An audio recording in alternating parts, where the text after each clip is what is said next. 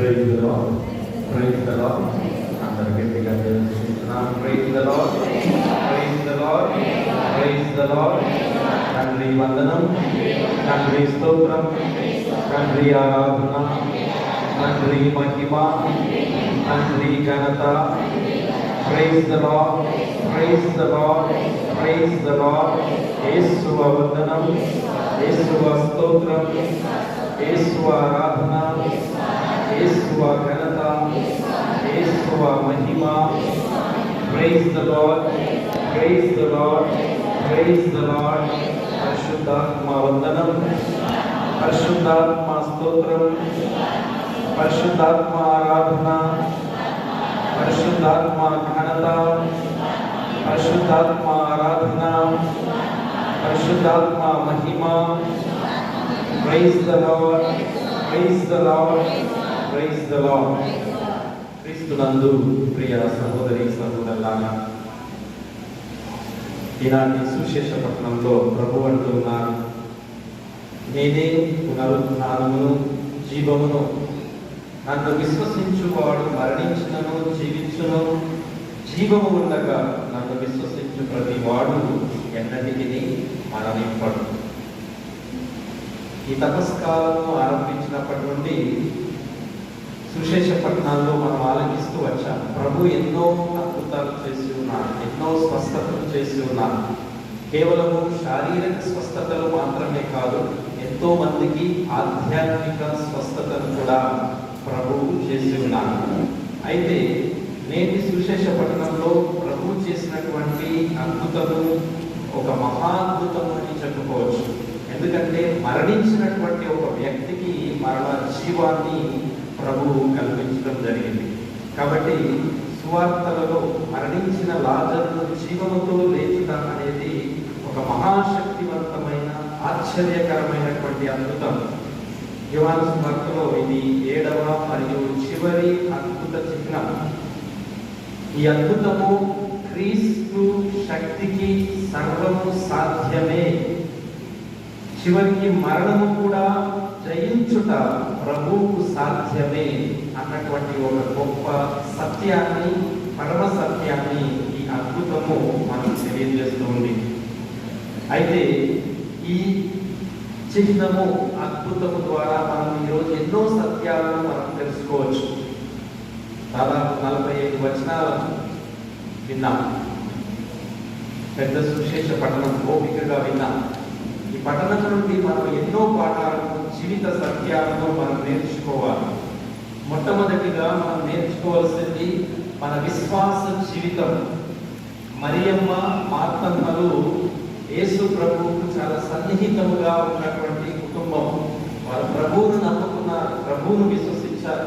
ప్రభువు కూడా ఆ కుటుంబాన్ని ఎంతగానో దీవించాడు, ఆశీర్వదించాడు. అయితే వారి సహోదరుడైనటువంటి లాజరు వ్యాధిగ్రస్తుడై ఉన్నాడని వెంటనే ప్రభువుకు వర్తమానాన్ని పంపారు. అంటే ప్రభువుపై వారికి ఉన్నటువంటి విశ్వాసము, నమ్మకము అది తెలియజేస్తుంది. ప్రియ సహోదరి సహోదరుల, ఎప్పుడైతే తమ్ముడు జబ్బు పడ్డాడో, వ్యాధిగ్రస్తుడైనాడో, మరణించాడో, వారికి మొట్టమొదటిగా వారు గుర్తు చేసుకుంది యేసు ప్రభువు. మరణించినను యేసు ప్రభు కనుక ఇక్కడ ఉంటే అద్భుతాలు చేయగలడు, మరణించినటువంటి నా తోబుట్టు ఆయన సజీవంగా లేపగలడు అన్నటువంటి ఒక గొప్ప విశ్వాసము ఈ మరియా, మార్తమ్మలకు ఉండింది. ఈరోజు మనందరం కూడా ప్రశ్నించుకోవాలి, అలాంటి గొప్ప విశ్వాసము మనకు ఉందా? మనకేదైనా కష్టం వస్తే, ఏదైనా వ్యాధి వస్తే, ఏదైనా బాధ వస్తే ముందుగా మనం ఎవరిని తలంచుకుంటున్నాం?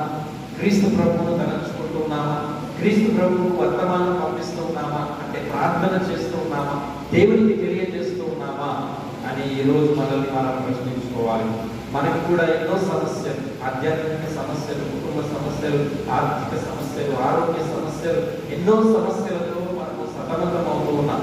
మనం ఎవరిపై ఆధారపడుతున్నాం? ఎవరికి వర్తమానాన్ని పంపిస్తున్నాం? ఎవరికి తెలియజేస్తూ ఉన్నాం? తోటి మనుషులకు తెలియజేస్తున్నామా? తోటి మానవులపై ఆధారపడుతున్నామా? లేకపోతే దేవుని యందు సంపూర్ణ విశ్వాసం నుంచి దేవునికి మన కొరలను, మన బాధలను తెలియజేస్తూ ఉన్నామా? మన విశ్వాసం ఎలా ఉంది అనేది ఈరోజు మనందరం కూడా ఈ మరియా మార్తమ్మ లాజరు కుటుంబం నుండి మనం నేర్చుకోవాల్సినటువంటి గొప్ప సత్యం. ప్రియ సహోదరి సహోదరుల, రెండవది మనము నేర్చుకోవాల్సింది మరణానికి మనము భయపడకూడదు. మరణం అంటే ఎందుకు మనకు భయం? ప్రభు అంటున్నారు, మీరు మరణించినను జీవించగలరు. ఎవరు జీవిస్తారు? క్రీస్తు ప్రభువునందు విశ్వాసం కలిగి జీవము ఉండగా నన్ను విశ్వసించు వారు మరణించినను జీవితులు అని. కాబట్టి జీవించి ఉండగా మరి ప్రభువును విశ్వసిస్తూ ఉన్నామా?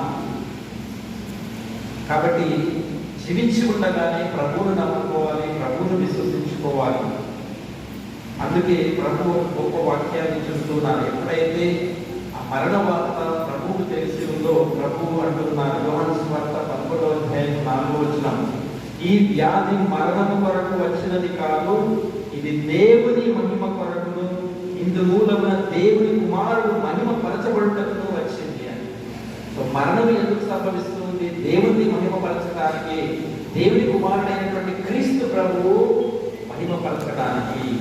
కాబట్టి మరణం అనేది అంతము కాదు, మరణం అనేది నాశనం కొరకు కాదు. మరణం అనే ద్వారా మాత్రమే మనము ఆ పరలోక రాజ్యంలో, ఆ మోక్ష భాగ్యంలో మనం చేరుకుంటాం.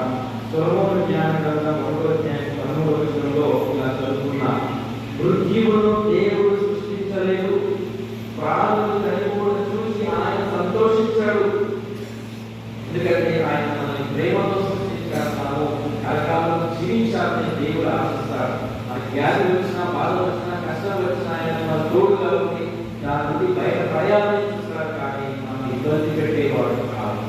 మన మరణం పట్ల, మన వ్యాధి పట్ల సంతోషించేటటువంటి దేవుడు కాదు మన దేవుడు. కాబట్టి ప్రతి వ్యాధి, ప్రతి దుఃఖము, ప్రతి కష్టము, ప్రతి శ్రమ, మరణము దేవుని మహిమపరచడానికి, క్రీస్తు ప్రభువు మహిమపరచబడటానికి.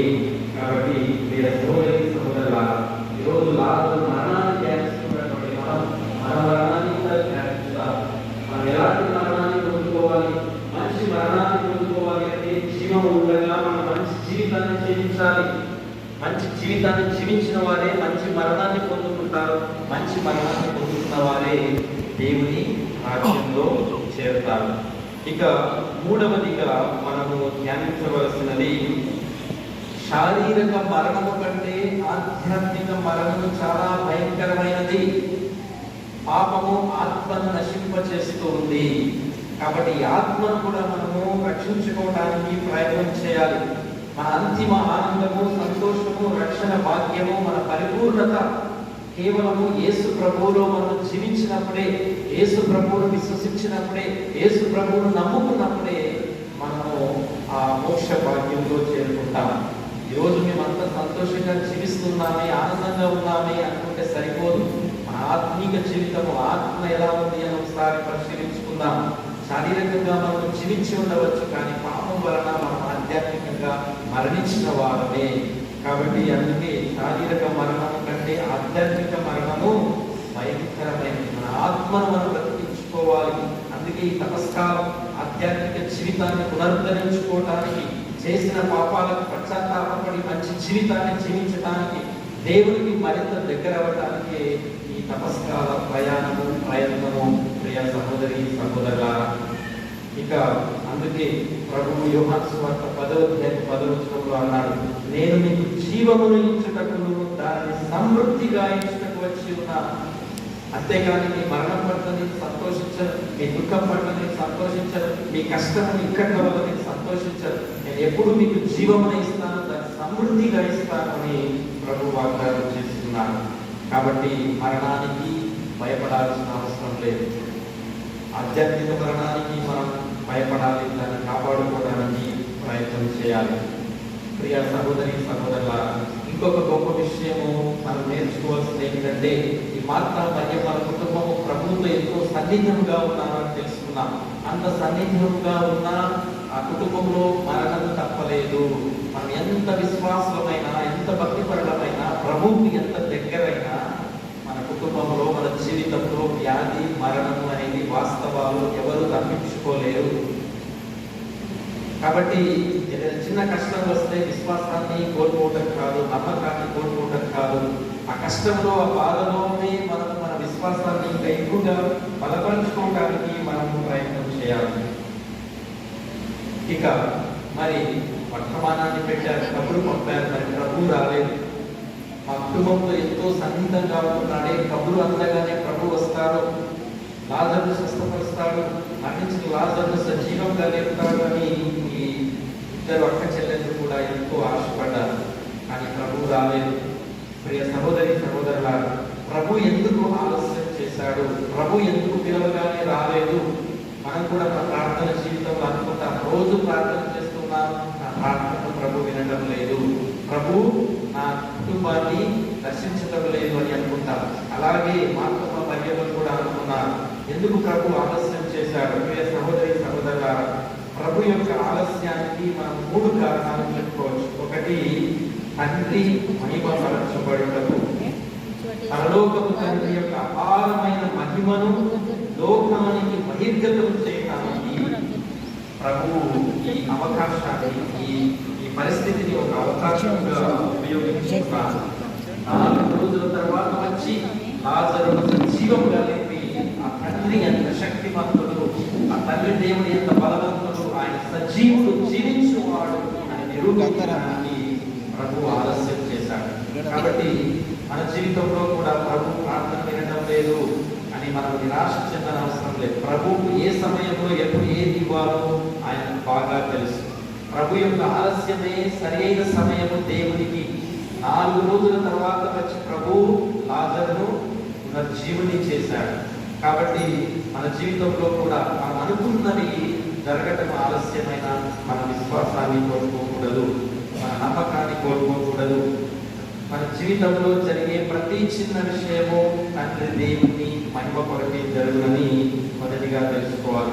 రెండవ కారణం, ప్రభు ఆలస్యంగా ఎందుకు వచ్చారంటే శిష్యుల యొక్క విశ్వాసాన్ని బలపరచడానికి, తన శ్రమలు మరియు మరణం తర్వాత పునరుత్థానం ఒకటి ఉన్నది అని దాన్ని శిష్యులకు తెలియజేయడానికి ప్రభు ఆలస్యంగా వచ్చారు. మరణించి ఆయన 3వ నాడు ఉత్థానమవుతాడు అన్న సత్యాన్ని తెలియజేయటానికి, మరణించిన లాజరు 4వ రోజు సజీవముగా లేచిన దేవుడు కొన్ని రోజుల తర్వాత నేను కూడా మరణిస్తాను, కానీ 3వ రోజున ఉత్థానమవుతానని ప్రభు తన శిష్యులకు తెలియజేయటానికి, ఆ విధంగా వారి యొక్క విశ్వాసాన్ని బలపరచడానికి. కాబట్టి మన శోధనలు వచ్చినప్పుడు, ఇక్కడు బాధలు వచ్చినప్పుడు, ప్రభు మన ప్రార్థనను వినడం ఆలస్యం చేసినప్పుడు మనము విశ్వాసాన్ని కోల్పోకూడదు. ఇంకా మన విశ్వాసాన్ని బలపరచుకోవడానికి ప్రయత్నం చేయాలి. 3వదిగా, ప్రభు ఎందుకు ఆలస్యంగా వచ్చాడు అంటే ఒక గొప్ప సత్యాన్ని ఈ లోకానికి వెల్లడి చేయడానికి, ఒక గొప్ప సత్యాన్ని, నిగూఢ అర్థాన్ని ఈ లోకానికి తెలియజేయడానికి, ప్రకటించడానికి. అదే నేనే పునరుత్థానమును జీవమును అని. కాబట్టి ప్రియ సహోదరి సహోదరులారా, లాజరు సజీవముగా లేపబడటం అనేది క్రీస్తు ప్రభు యొక్క పునరుత్థానాన్ని సూచిస్తుంది. క్రీస్తు ప్రభు యొక్క పునరుత్థానానికి లాజరు సజీవముగా లేపబడడం అనేది ఒక సాక్ష్యంగా ఉంటుంది. కాబట్టి ప్రభు నా ప్రార్థన వినటం లేదే అని మనం నిరాశ చెందకూడదు, విశ్వాసాన్ని కోల్పోకూడదు. మన విశ్వాసాన్ని బలపరచుకోవడానికి మనము ప్రయత్నం చేయాలి. కాబట్టి ప్రియ సహోదరి సహోదరులారా, 4 రోజుల తర్వాత వచ్చినటువంటి ప్రభువును చూసి మార్తమ్మ మరియమ్మలు నిరాశపడలేదు. ఇప్పటికీ శరీరం సమాధిలో కుళ్ళిపోయి ఉంటుంది, ఇక నీవు ఇప్పుడు ఎందుకు వచ్చావు, ఇప్పుడు నీవు వచ్చి ఏం చేస్తావని అవిశ్వాసాన్ని వ్యక్తపరచలేదు. ఆమె ఏమన్నది, ఇప్పటికైనాను నీవు తలంచుకుంటే, నీవు ప్రార్థన చేస్తే నా సహోదరుడిని నీవు లేపగలవు అని గొప్ప విశ్వాసాన్ని ప్రకటించింది మార్తమ్మ. అలాంటి గొప్ప విశ్వాసం మనకు ఉందా అని ఒకసారి ఆత్మ పరిశీలన చేసుకుందాం. ఇక చివరిగా ఈ సుశేష పట్టణం నుండి మనందరం కూడా ఒక గొప్ప సత్యాన్ని తెలుసుకోవాలి. ముఖ్యంగా 3 విషయాలు. ప్రభువు అంటే దేవునికి ప్రార్థన చేసిన తర్వాత బిగ్గరగా లాజరు బయటికి రమ్ము అని పిలిచాడు. దానికి ముందుగా ప్రభు అన్నాడు, రాత్రిని తొలగింపుడు అన్నాడు. అవునా? రాత్రిని తొలగింపుడు అన్నాడు. ప్రభు ఒక మాట చెప్తే రాతి దానంతటానే తొలగిపోయేది. కానీ ప్రభు అలా చేయలేదు. అక్కడ ఉన్నటువంటి విశ్వాసులను రాతిని తొలగింపుడు అని చెప్పాడు. వారు వచ్చి రాతిని తొలగించారు. ప్రభు ఎందుకు ఆ పని చేయలేదు? మన జీవితంలో అద్భుతాలు జరగాలి అంటే, మన జీవితంలో స్వస్థతలు జరగాలి అంటే మన విశ్వాసం ఉండాలి, మన నమ్మకం ఉండాలి, మన నిమిత్త మాత్రులుగా ఉండకూడదు. ప్రభు చేసే ప్రతి అద్భుతంలో మన చేయి కూడా ఉండాలి అనేది ఇది తెలియజేస్తుంది. లాజరు సజీవంగా బయటికి రావాలి అంటే విశ్వాసులు ప్రభుకు తోడుగా ఉండాలి. అందుకే ప్రభు అక్కడ ఉన్నటువంటి వారితో ఆ రాతిని తొలగింపుడు అని ఆజ్ఞాపించారు. యేసు ఒక్క మాట పలికితే ఆ రాయి తనంతట తానే తొలగిపోయేది. కానీ ప్రభు అలా చేయలేదు. కాబట్టి మన జీవితంలో అద్భుతాలు జరగాలి అంటే మన వంతు మనము సహాయం ఉండాలి, మన విశ్వాసం ఉండాలి, మన నమ్మకం ఉండాలి. రెండవదిగా యేసు దగ్గరగా లాజరు వెలుపలకు రమ్ము అని పిలవగానే లాజరు ఆ చీకటి సమాధి నుండి బయటికి రావడం జరిగింది. ఇక్కడ అద్భుతము జరగాలి అంటే ప్రభువుకు మనకు ప్రతిస్పందించాలి. లాజరు ప్రభు యొక్క మాటలు విని ప్రతిస్పందించి లేచి బయటకు వచ్చాడు. అనంతట తానే వచ్చాడు. కాబట్టి మన జీవితంలో అద్భుతాలు జరగాలి అంటే మనము లేవాలి, మనము నడవాలి, మనము బయటికి రావాలి. చీకటి నుండి బయటికి రావాలి, పాపము నుండి బయటికి రావాలి, వెలుగులోనికి రావాలి, క్రీస్తు చెంతకు రావాలి. అప్పుడే ఆ లాజరు జీవితంలో జరిగిన అద్భుతము మనకి జరుగుతుంది. చీకటిలో సమాధి ఉంటుంది, వెలుగు ఉండదు. ప్రభు పిలవగానే ఆ చీకటిని ఛేదించుకొని లాజరు బయటకు వచ్చాడు. ఎవరి దగ్గరికి వచ్చాడు? ప్రభువు దగ్గరికి వచ్చాడు. లోకానికి వెలుగు నేనే అన్న ప్రభు దగ్గరికి వచ్చాడు. కాబట్టి ఇతరులు సహాయం చేసినను మన జీవితంలో అద్భుతం జరగాలి అంటే మనకు మనం సహాయం చేసుకోవాలి. ప్రభు పిలుస్తూనే ఉంటాడు. ప్రభు ప్రతిరోజు నిన్ను నన్ను పిలుస్తూనే ఉన్నాడు. దాన్ని నేను ఆలోచించకుండా లేచి నడవకుండా ప్రభు దగ్గరికి రాకపోతే ప్రభు కూడా ఏమి చేయలేదు. కాబట్టి లాజరు ఏ విధంగానైతే ప్రభు స్వరాన్ని విని, దేవుని యొక్క వాక్యాన్ని విని లేచి ప్రభు దగ్గరికి వచ్చాడో మన జీవితంలో కూడా లేచి ప్రభు దగ్గరకు రావాలి. మూడవది, ప్రభు అన్నాడు కట్లు విప్పి అతనిని పోనిండు అన్నాడు. ప్రభు కట్లు విప్పలేదు, లాజరు నీ కట్లు నీవే విప్పుకోనలేదు. అక్కడ ఉన్నటువంటి సంఘాన్ని ఆజ్ఞాపించాడు. కాబట్టి మన జీవితంలో అద్భుతాలు జరగాలి అంటే సంఘం కూడా మనకి తోడుగా ఉండాలి, ప్రభు తోడు ఉండాలి, మన తోడు మనతో ఉండాలి. మూడవది సంఘము తోడు కూడా ఉండాలి. అక్కడ ఉన్నటువంటి సంఘాన్ని ప్రభు ఆజ్ఞాపించారు. కట్లు విప్పండి, అతని విముక్తిని చేయండి అన్నారు. కాబట్టి మనం ఎప్పుడు కూడా ఐకమత్యంగా సమైక్యతగా సంఘంతో కలిసి ఉండటం తినప్పుడే మన జీవితంలో కూడా అద్భుతాలు జరుగుతాయి. కాబట్టి ప్రియ సహోదరి సహోదరులారా, ఈ కట్లు విప్పటం అంటే మనలో ఉన్నటువంటి స్వార్థాన్ని విప్పుకోవడం, మనలో ఉన్నటువంటి అసూయను, ద్వేషాన్ని, పగను, వీటన్ని ఈ కట్లను మనం విప్పేసి సంఘంతో సమైక్యతగా ఐక్యతగా ఉన్నప్పుడే మనము కూడా స్వతంత్రులం అవుతాము. కాబట్టి ప్రియ సహోదరి సహోదరులారా, లాజరు పునరుద్ధరణ అద్భుతము మనకి ఎంతో అర్థాన్ని, ఎంతో గొప్ప పాఠాన్ని, సత్యాన్ని మనకు నేర్పిస్తుంది. మరి తపస్కాలంలో మనం జీవిస్తూ ఉన్నటువంటి మనం ఒకసారి ఆత్మపరిశీలన చేసుకుందాం. నా విశ్వాసం ఎలా ఉంది? నేను క్రీస్తు వెలుగులో నడుస్తూ ఉన్నానా, లేకపోతే ఆ పాపంలోనే, ఆ చీకటిలోనే, ఆ అంధకారంలోనే జీవించడానికి నేను ఇష్టపడుతున్నానా, లేకపోతే పశ్చాత్తాపడి మారు మనసు పొంది హృదయ పరివర్తన చెంది నా జీవితాన్ని మార్చుకోవడానికి నేను ఆశపడుతూ ఉన్నానా అని ఒకసారి మనల్ని మనము ఆత్మపరిశీలన చేసుకుందాం. ప్రియ సహోదరి సహోదరుల, లాజరు అద్భుతము మనకి మరి గొప్ప సత్యాలను మనకి నేర్పిస్తుంది. మన విశ్వాసాన్ని ప్రశ్నిస్తుంది, మన నమ్మకాన్ని ప్రశ్నిస్తుంది. దేవునిపై ఆధారపడి మన జీవితాన్ని ఈ గండం, ఈ సంఘటన ప్రశ్నిస్తూ ఉంది. ఆత్మపరిశీలన చేసుకుందాం. తపస్కాలము మరి కొన్ని రోజుల్లో మనం ముగించబోతూ ఉన్నాం. ఇప్పటికే 4 వారాలు ముగించుకున్నాం. ఏదైనా మార్పు వచ్చిందా? మనం చేసిన పాప జీవితానికి కొద్దిగా అయినా పశ్చాత్తాపడ్డామా? మారు మనసు పొందామా? ఇంకొక వారం గడిస్తే పరిశుద్ధ పవిత్ర వారంలోకి ప్రవేశిస్తాం. కాలం పరిగెడుతూనే ఉంటుంది, ఎవరి కోసం ఆగదు. కాబట్టి మన జీవితంలో మనం మార్పు రావాలి అంటే మన విశ్వాసాన్ని మనం బలపరుచుకోవాలి. మార్తమ్మ మరియమ్మను మాదిరిగా తీసుకుందాం. లాజరు మరణించి 4 రోజులైన వారి విశ్వాసం మనకి ఆదర్శంగా ఉండాలి, మాదిరిగా ఉండాలి.